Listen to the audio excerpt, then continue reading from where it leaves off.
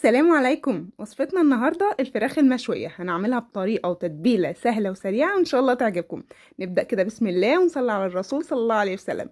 هنعمل تتبيلتنا النهارده يا بنات في الخلاط. معايا بصله متوسطه، طماطمايه صغيره جدا، وكمان معايا قرن فلفل رومي بارد صغير. حابه تضيفي فلفل حامي براحتك زي ما انت حابه. التوابل بتاعتنا ملح وفلفل، كاري وكركم، وكمان رشة بسيطة من التوم البودر.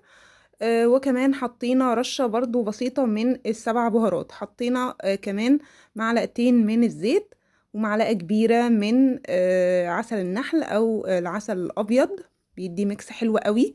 معلقة كبيرة من الكاتشب، ممكن تحطي معلقة صلصة بديلة يعني ليها، وكمان معلقتين أو معلقة كبيرة من الخل، وممكن تضيفي نص ليمونة. وحطينا كمان ربع كوباية من الحليب أو اللبن، بيديها طراوة ولون حلو قوي. هبتدي أضربها في الخلاط.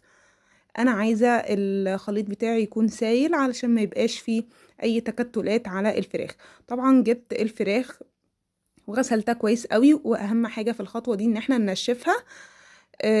الفراخ معايا بنات زي ما انتم شايفين فيها مقطعاها قطع كده.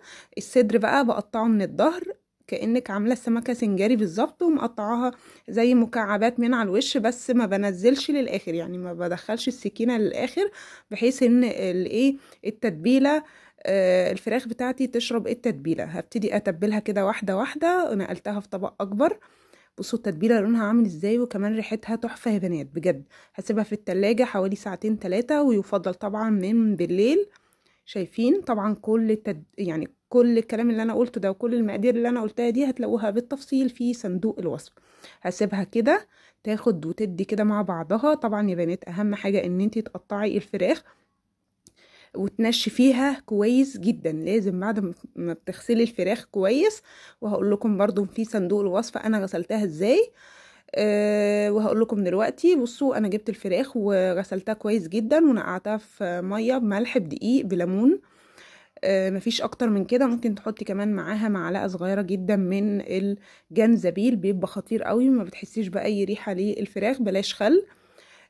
وكمان سبتها حوالي نص ساعة، وبعد كده غسلتها وصفتها كويس جدا، ومسحتها بمناديل بحيث ان هي تنشف جدا، تبقى ناشفة وتمتص معايا التتبيلة اللي احنا عملناها مع بعض. وزي ما انتوا شفتوا كده انا قطعت الصدر من الظهر بحيث ان هو ياخد نفس سوى الورك ما بياخدش سوى خالص يا بنات، الصدر هو اللي بياخد سوى.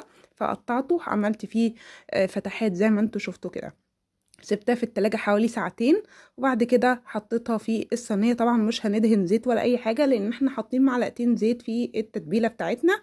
هغطيها بالفويل. عايزة تزوديها مية براحتك، تشويها على شواية برضو براحتك. اغطيها بالفويل واسيبها على الشبكة بتاعة الفرن عادي حوالي ربع ساعة كده، أول ما أحس إنها ابتدت تغلي يا بنات. وبعد كده بشيل الصينية وبحطها على الصاجة تحت، تاخد بقى السوا بتاعها. ما بتاخدش أكتر من 45 دقيقة. وبعد كده تديها الوش في الشواية كده، تحفة وخطيرة. وعملت جنبها رز، وكمان كان عندي طبق شوربة وطبق سلطة وطبق مخلل. ممكن تعمليه معاها عيش، مكرونة، رز بسمتي. أتمنى وصفتي تعجبك. ما تنسيش تعمل لايك للفيديو واشتراك في القناة، والسلام عليكم.